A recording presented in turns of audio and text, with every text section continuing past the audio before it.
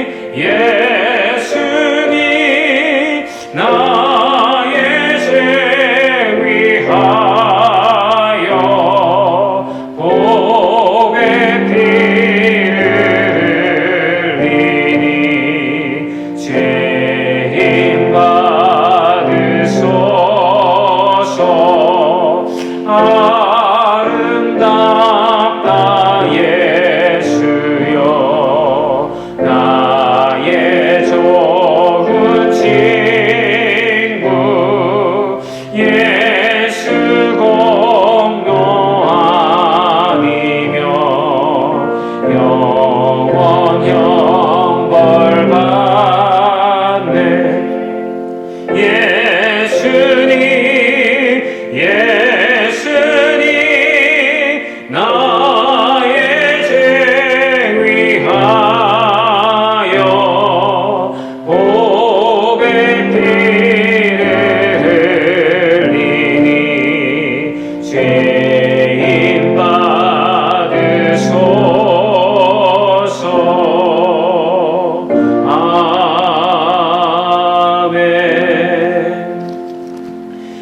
교동문 128번 사순절입니다. 교동문 128번입니다. 나의 영혼이 잠잠히 하나님만 바라며 나의 구원이 그에게서 나오는도다.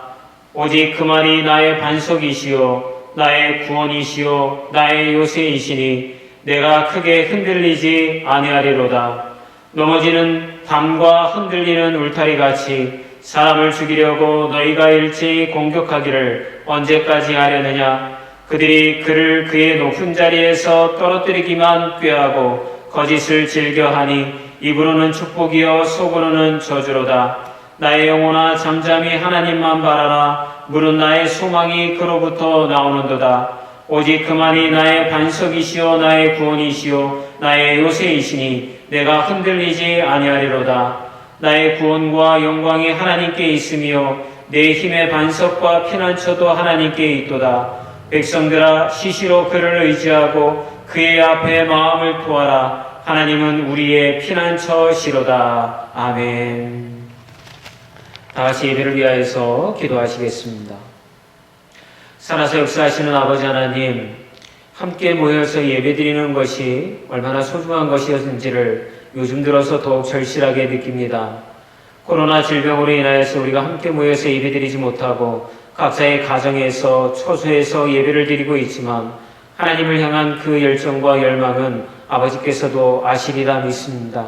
하나님, 이럴 때일수록 우리를 돌아보게 하시고 아버지 하나님, 정말 믿음으로 하나님 앞에 모여서 예배드리는 것이 얼마나 소중했던 것인지를 돌아보게 하여 주시사 아버지, 다시금 이때가 지나가 모여서 예배드릴 때에는 더 간절함과 기쁨과 하나님께서 우리에게 허락하신 이 자유함이 얼마나 소중한 것인지를 믿음으로 고백하는 자리가 되게 하여 주시옵소서. 아버지 하나님, 환우들과 어려움을 겪는 교우들을 위하여서 기도합니다.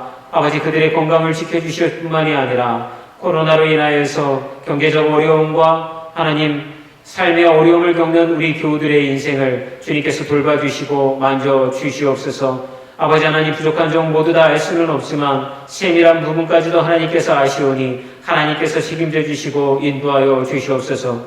또한 아버지 하나님, 믿음의 교우들은 아버지 앞에서 무릎을 꿇고 기도함을 통하여서 이 세대의 이 어려움 가운데 기도밖에 없음을 믿음으로 고백하도록 주께서 역사하여 주시옵소서. 이 예배를 아버지 앞에 올려드리니 흠양하고 받아주시고 모든 시종일관을 주님께서 주관하여 주시옵소서. 예수님의 이름으로 기도하옵나이다. 아멘. 찬송가 213장 찬송하시면서 우리 준비하신 예물 아버지 앞에 드리도록 하겠습니다. 찬송가 213장 찬송하시면서 준비하신 예물 주님께 드리겠습니다.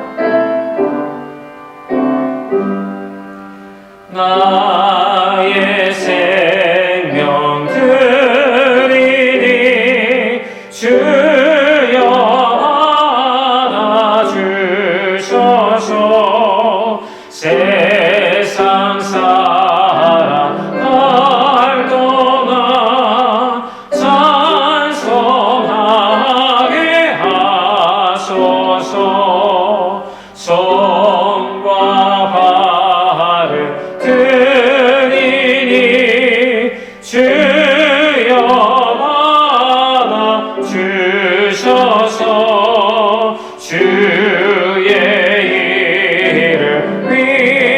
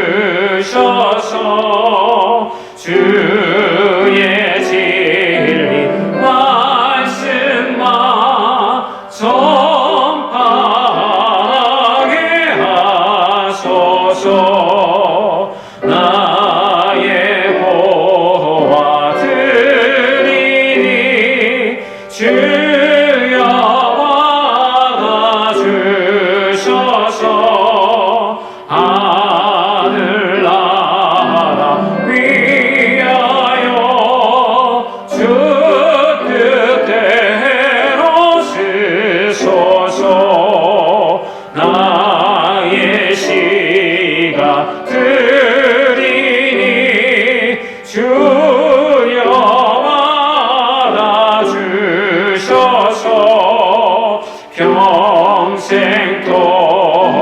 주 위에 봉사하게 하소서. 아멘.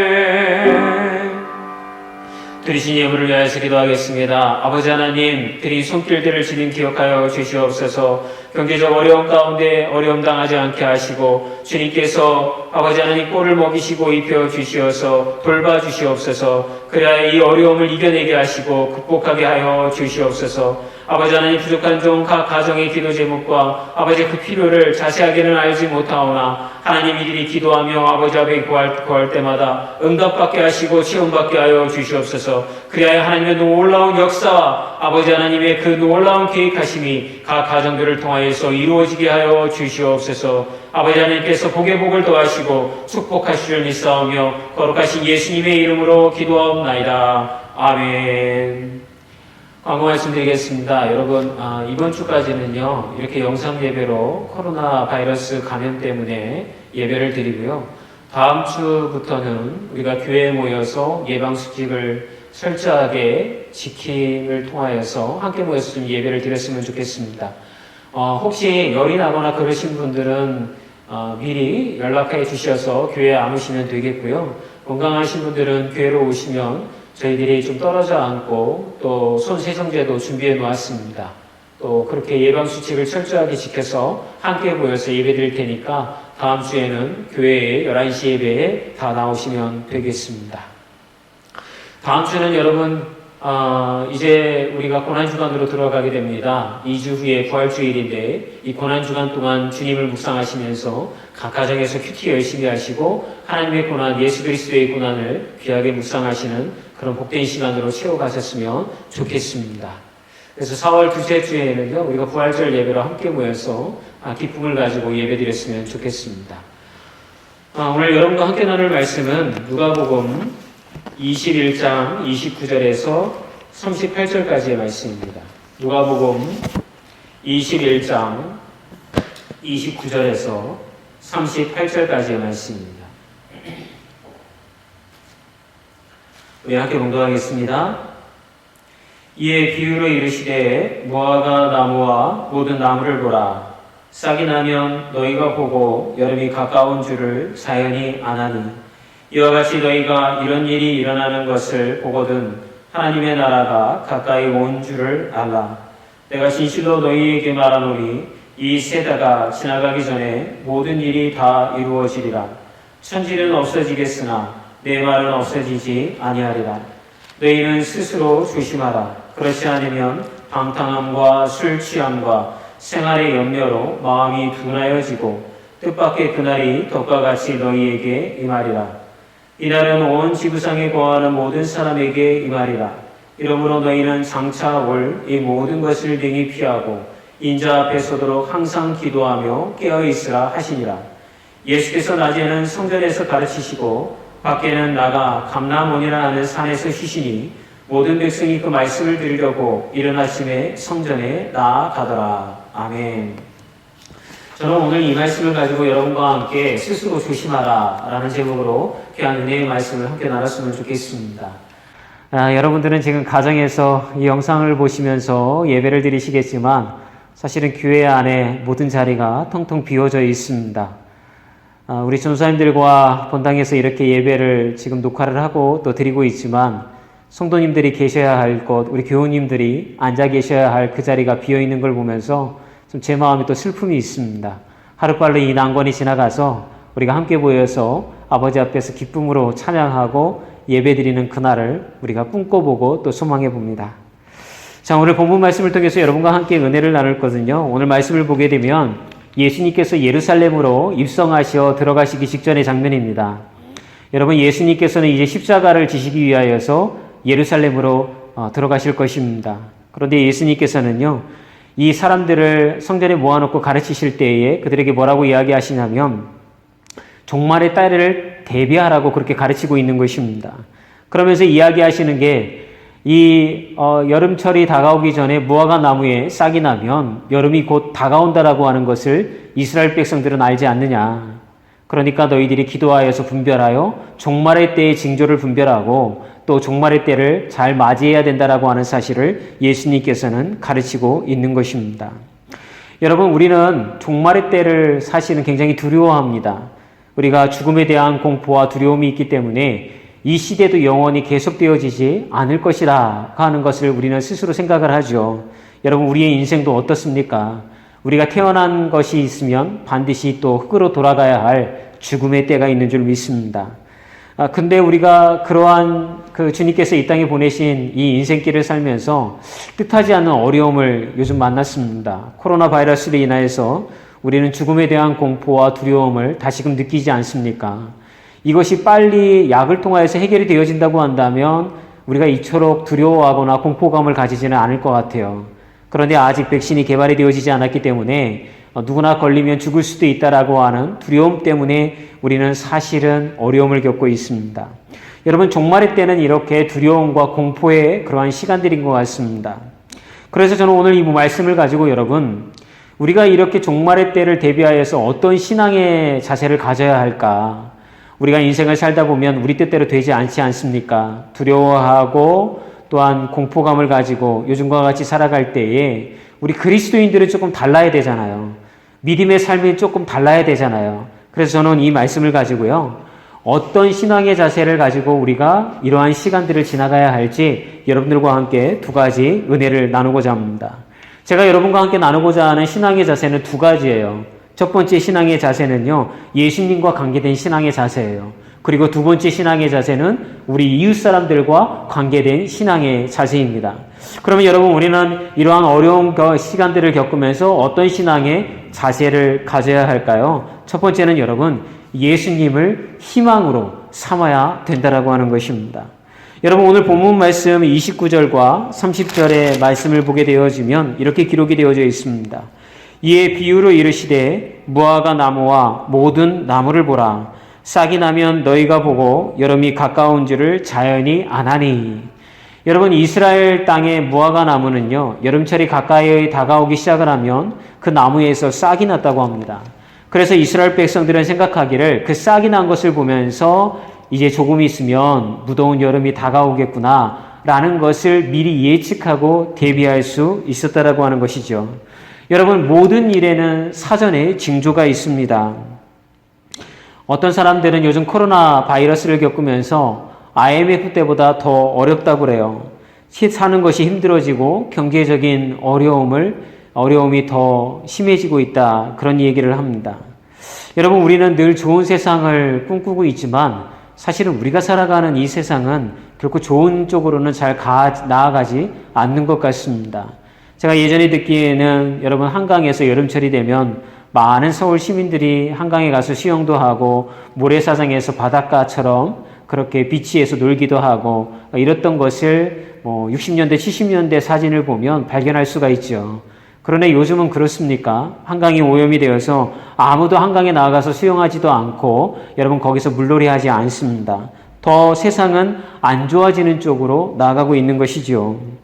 여러분, 이러한 현상을 보면서 우리 믿음의 신자들이 깨달아야 될 것이 있어요. 그게 뭐냐면 우리 인생은 잠깐 이곳에 머물렀다가 돌아갈 인생이라고 하는 것입니다. 여러분, 우리의 인생은 주님께서 잠깐 이 땅에 소풍 보내신 거예요. 하나님께서 우리에게 사명을 주시고 이 땅 가운데 하나님의 나라와 또한 영혼 구원을 위하여서 사명을 우리에게 주셔서 소풍 보내신 것이지, 이 땅에서 힘들고 어려운 것을 이겨내면서 잘 견디다 돌아오면 너희에게 상급을 주리라, 이것 때문에 우리를 이 땅에 보내신 것이 아니라는 거예요. 그러므로 우리가 이 땅 가운데 살아가면서 우리가 알아야 될 것은 반드시 때가 이르면 우리는 하나님께서 우리를 보내주셨던 본향으로 돌아가게 되어 있다라고 하는 사실을 기억하셔야 된다라고 하는 것입니다. 여러분, 오늘 본문에서 예수님은 세상의 종말을 이야기하고 있습니다. 그런데 여러분, 이 말씀을 들으면서 여러분들이 생각할 때, 야, 이거 어떻게 큰일 났다. 맞아. 좀 전에 목사님 말씀하셨던 것처럼 우리는 이 땅에서의 생애가 다 끝나면 하나님의 품으로 돌아가야 되는데, 그때 우리는 하나님 앞에 종말의 때에 상급을 쌓지 못하면 우리가 막 두려워하고 공포감을 가지고 살다가 우리가 말씀을 잘 지키지 않았기 때문에 신앙생활 열심히 하지 않았기 때문에 우리가 하나님한테 혼나면 어떻게 될까? 우리가 하나님한테 매맞으면 어떻게 될까? 이렇게 두려움과 떨림의 공포의 말씀으로 마치 공포를 주고자 하는 경고의 말씀으로 오늘 본문을 읽을 수가 있어요. 그러나 만약 여러분들이 만약 그렇게 본문 말씀을 이해하고 계시다고 한다면 그것은 예수님이 전한 메시지를 우리는 놓치고 있는 것입니다. 오히려 오늘 이 본문의 말씀은요, 예수님께서 종말을 향하여서 희망을 가지라고 하는 메시지로 우리에게 도전을 주고 계시다라고 하는 것입니다. 왜냐하면 우리가 31절의 말씀을, 오늘 본문 말씀 31절의 말씀을 함께 읽어볼까요? 이와 같이 너희가 이런 일이 일어나는 것을 보거든 하나님의 나라가 가까이 온 줄을 알라. 여러분, 우리가 종말에 여러 가지 징조들이 나타나요. 요즘과 같으면 어떻겠습니까? 여러 가지 우리가 예측하지 못했던 이런 감염병과 질병으로 인하여서 정말 과학이 발달되어서 우리는 그냥 오래오래 다 살 수 있을 거라고 생각을 하잖아요. 적어도 우리는 과학이 발달하는 거에 따라서 우리 인생이 행복해질 거라고 그런 막연한 믿음이 있잖아요. 그런데 어떻습니까? 막상 코로나라고 하는 질병을 겪어보니까 우리의 과학이라고 하는 것이 이 질병을 막는 것조차 불가능하구나. 정말 계속해서 더 어려운 일들은 벌어지겠구나. 우리의 능력에는 한계가 있구나. 이런 것을 우리가 많이 느끼지 않습니까? 그런데 여러분, 이스라엘 백성들도 똑같았던 거예요. 그들이 어려움을 겪고 그들이 징조를 바라보면서 하나님의 나라가 가까이 다가왔다라고 하는 것이 막 두려워하고 공포감을 가지고 이제 심판의 날, 멸망의 날이 다가왔으니까 우리가 두려움을 가지고 깨어 있어야 된다. 이렇게 여러분 신앙생활하는 것도 어쩌면 좋을지도 모르지만 적어도 오늘 본문 말씀에서 예수님께서 전해주시는 이 말씀에 따뜻한 온기는 무엇이냐면 그러므로 믿음의 신자들이요 희망을 품으라라고 우리에게 얘기해 주시고 있다라고 하는 것입니다. 사랑하는 여러분, 어쩌면 우리는 지옥과 같은 인생을 지금 살고 있지 않습니까? 경제적으로도 어려움 당하죠. 건강에 어려움도 당하죠. 집안에서 자녀들이 우리 마음대로 그렇게 자라나지 않지요. 그러면서 우리는 문제를 하나씩 이렇게 헤쳐나가면서 빨리 우리가 주님 품에 안기면 좋겠다. 빨리 주님의 나라가 이 땅에 임하면 좋겠다. 이런 바람들이 우리 안에 있잖아요. 그러니까 여러분, 그런 종말의 때가 보이거든 여러분 주님 안에서 소망을 가지시기를 주의 이름으로 축원합니다. 하나님의 나라를 더욱더 갈망해야 되는 거예요. 이렇게 어려운 상황, 힘든 상황이 있으니까 내가 예수 그리스도를 갈망함을 통하여서 하나님의 백성으로 이 땅 가운데에서 그렇게 하나님의 사명 감당하는 인생을 살아야겠다라고 하는 믿음의 길을 걸어갈 때에 우리는 이 땅에서의 삶이 공포와 두려움의 삶이 아니라 하나님을 바라보는 믿음의 길을 온전하게 걸어갈 수 있는 그런 인생이 되어질 줄 믿습니다. 여러분, 하나님의 나라는요, 하나님을 갈망하는 곳입니다. 하나님과 동행하고픈 마음이 강렬한 곳입니다. 하나님을 사랑하는 마음이 넘치는 곳입니다.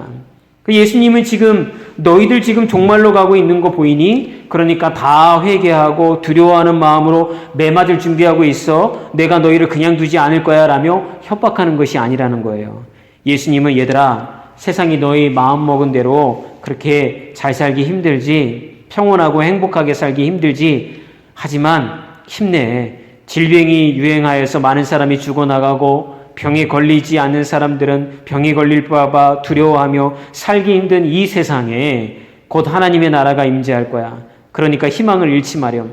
이것이 오늘 사실은 본문 말씀을 통하여서 우리에게 전해주시고 있는 예수님의 중요한 메시지라고 하는 것입니다. 여러분, 시편 63편의 말씀을 한번 보도록 하겠습니다.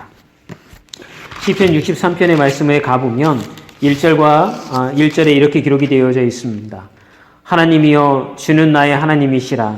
내가 간절히 주를 찾되 물이 없어 마르고 황폐한 땅에서 내 영혼이 주를 갈망하며 내 육체가 주를 앙모하나이다. 여러분, 이 시편의 말씀 63편을 기록한 사람이 누구냐면 다윗이에요. 그런데 지금 이 다윗이 뭐라고 이야기를 하냐면 하나님이여, 주는 나의 하나님이시라. 내가 간절히 주를 찾되 물이 없어 마르고 황폐한 땅에서 내 영혼이 주를 갈망하며 내 육체가 주를 앙모하나이다. 이런 고백을 하고 있는 거예요.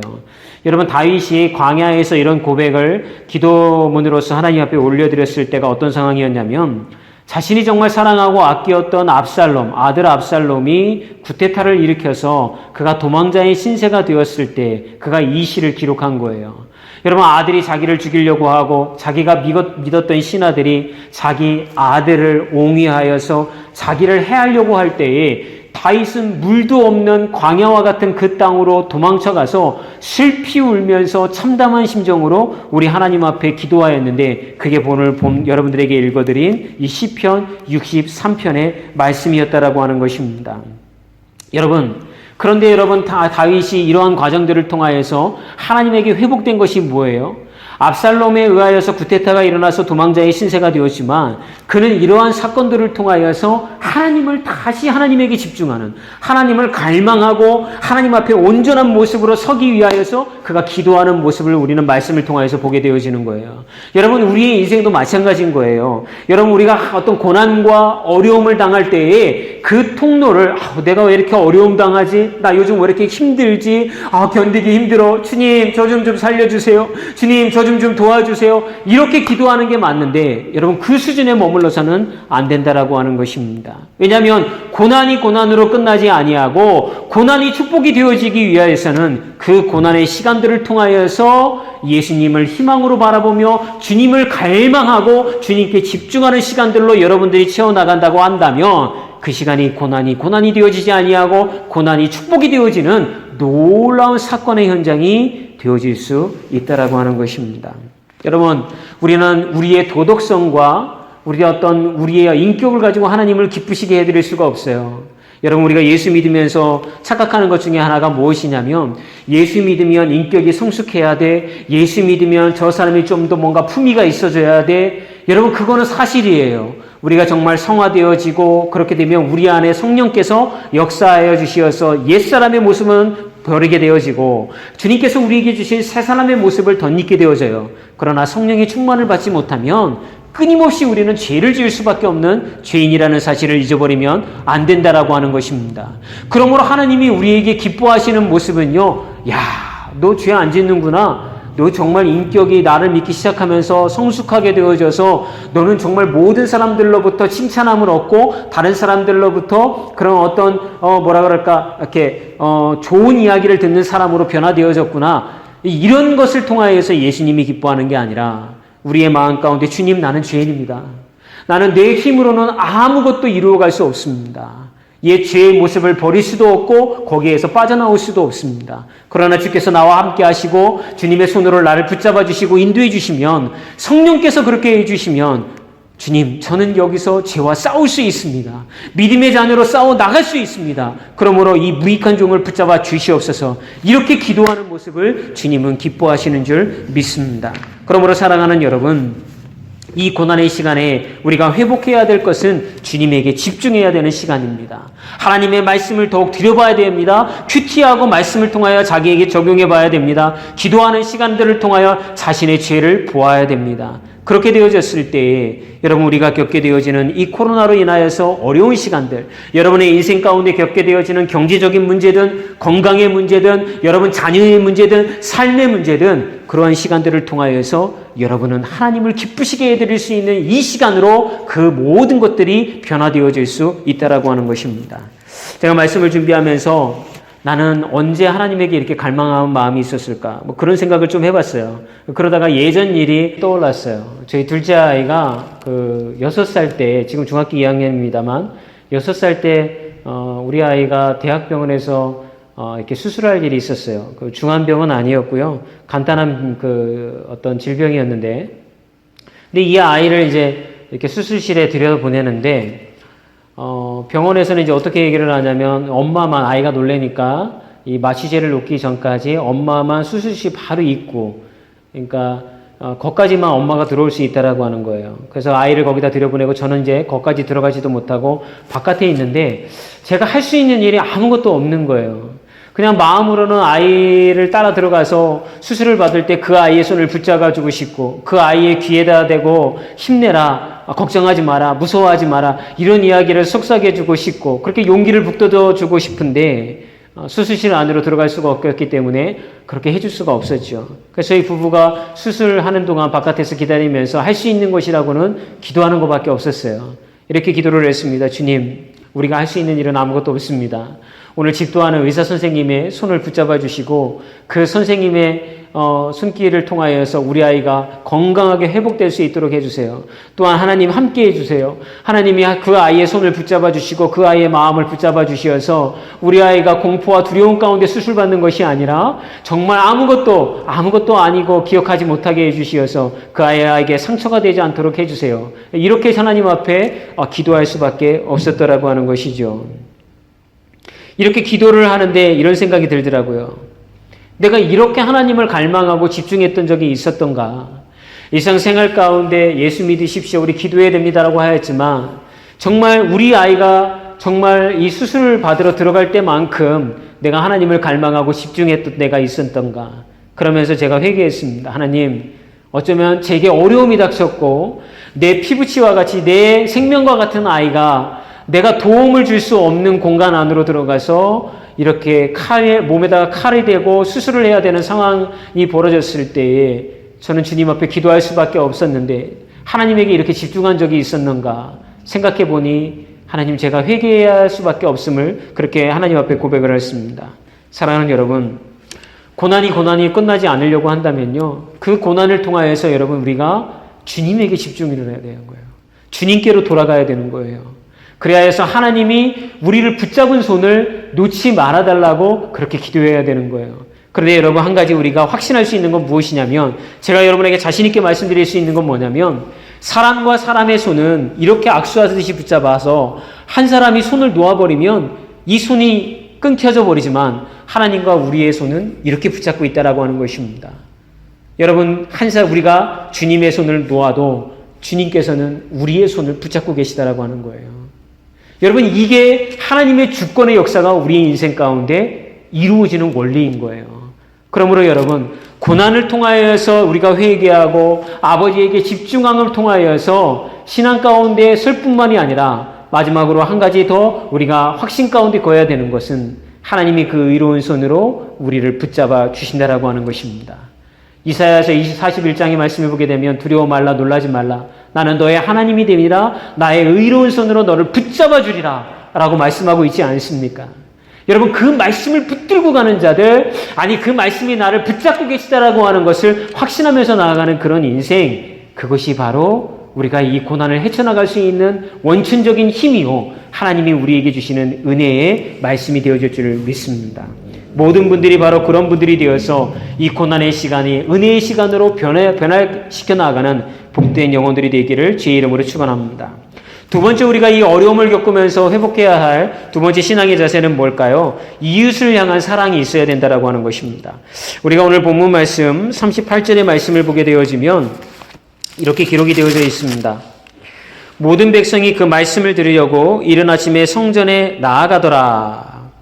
37절의 말씀부터 보면 예수께서 낮에는 성전에서 가르치시고 밤에는 나가 감람원이라고 하는 산에서 쉬시니.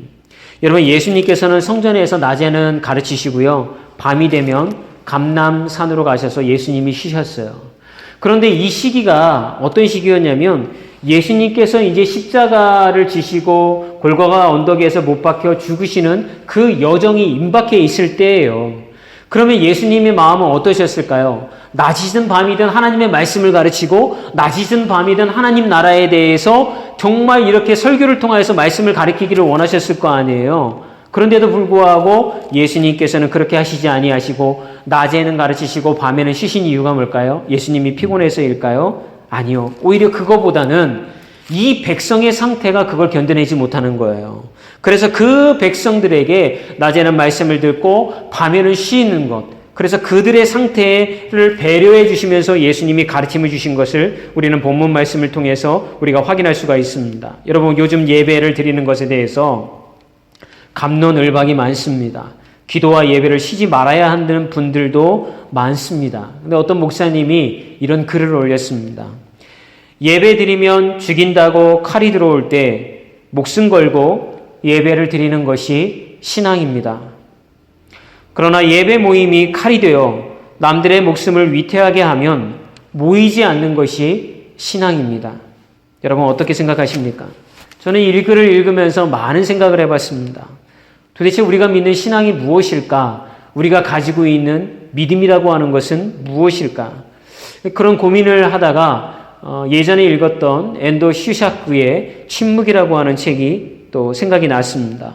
아마 제가 여기서 몇 번 아마 그 책에 대해서 이야기를 했기 때문에 우리 성도님들은 다 기억을 하실 것 같아요. 이 온라인 예배이기 때문에 혹시 처음 듣는 분이 계실까봐 조금 내용을 설명을 드리자면 예전에 막부 시대에 일본의 막부 시대에 포르투갈 신부님들이 일본 선교를 떠났습니다. 그 중에는 신학교에서 신부님들을 가르쳤던 교수 신부님도 포함이 되어 있었죠. 그래서 그분들이 가서 일본에 가서 하나님의 말씀을 전하고 선교를 하는데 얼마 안 있다가 이 포르투갈 선교 본부에 다음과 같은 소식이 전해집니다. 그것은 다른 것이 아니라 교수셨던 그 신부님이 배교자가 되었다라고 하는 거예요. 그래서 이 사실을 확인하기 위하여서 몇 사람의 신부를 다시 일본으로 파송하게 되어집니다. 그리고 그들은 그 배교를 하였다라고 하는 신부님의 그런 어떤 삶을 추적하게 되어지는 거죠. 그렇게 추적해 나아가서 마침내 그가 이 조사를 담당하였던 신부님이 그 배교하였던 신부님을 만나게 됩니다. 그래서 물어봅니다. 신부님, 왜 배교하셨습니까? 사람들이 신부님 보고 배교자라고 하는데 이것이 사실입니까? 이렇게 물어봅니다. 그랬더니 그 신부님이 다음과 같은 이야기를 하기 시작을 합니다. 어느 날 나는 한 마을에서 열심히 복음을 전했고 열매의 성과가 있어서 그 시골의 어촌 마을의 모든 어린아이와 장년에 이르기까지 모든 사람들이 다 예수님을 구세주로 영접을 하였다네. 그런데 이 소식이 그 동네를 관할하고 있었던 일본 관리에게 들어갔고 병사들을 이끌고 일본 관리가 그 마을에 들어왔네. 그리고 마을 사람들을 다 붙잡았고 나도 거기에 붙잡힌 신세가 되었네.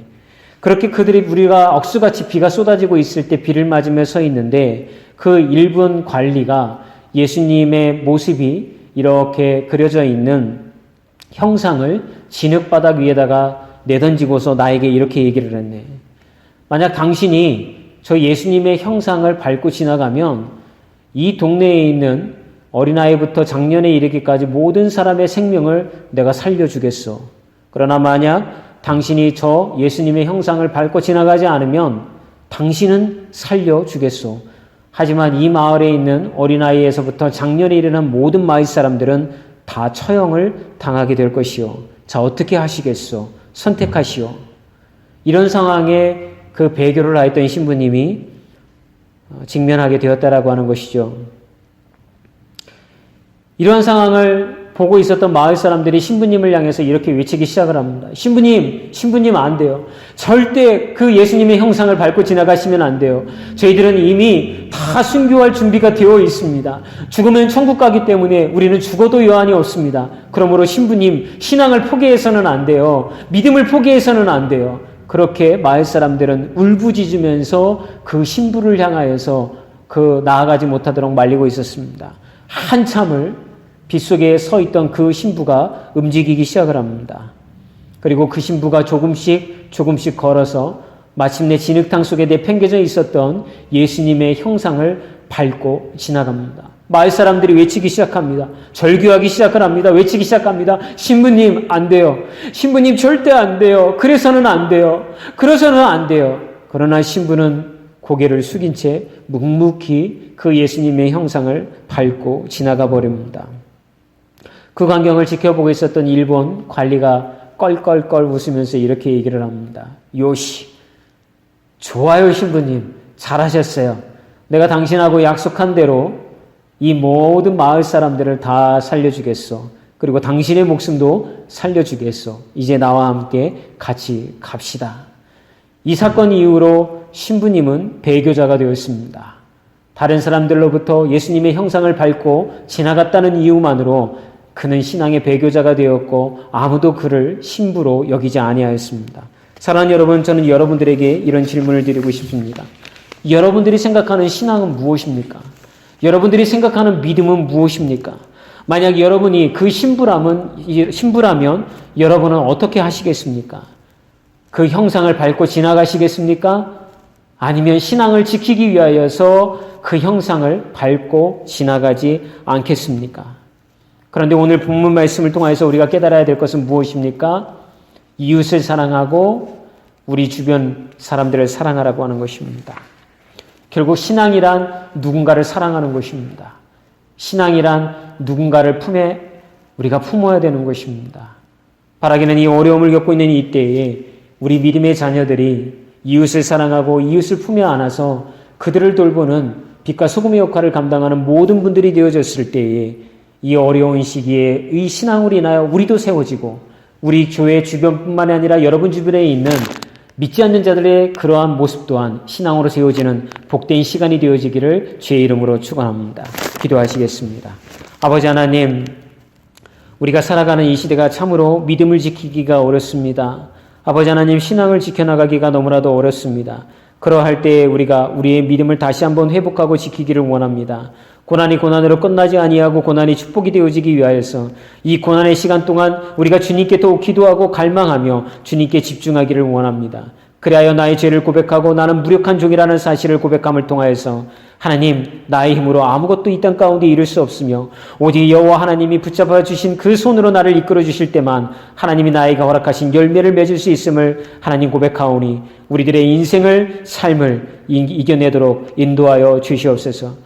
또한 이 시간들을 통하여서 이 코로나로 인하여 어려움을 겪고 있는 시간에 교회가 주변 사람들을 사랑하고 품에 안을 수 있는 그러한 시간들로 채워나가게 하여 주시옵소서. 아버지 하나님, 교회가 이기적인 곳, 아버지 교회가 자신들만을 위한 것으로 그렇게 오해를 받고 있는 시대에 우리 교회가 빛과 소금의 역할을 세상에서 감당하기를 원하오니 아버지 하나님, 교회의 사명을 그곳에서 찾을 수 있도록 인도하여 주시옵소서. 예수님의 이름으로 축복하며 기도하옵나이다. 지금은 우리 주 예수 그리스도의 은혜와 아버지 하나님의 무한하신 사랑하심과 성령님의 내주하시고 역사하시고 교통하심이 오늘 아버지 앞에 나와서 예배를 드린 하나님의 귀한 영혼들 위해 이제로부터 영원히 함께 하심을 통하여서 아버지 하나님, 이 어려운 시대에 믿음이 무엇인지를 다시 한번 점검하고 신앙으로 이겨내어지는 복된 영혼들이 되어지기를 간절히 주의 이름으로 축원하옵나이다. 아멘.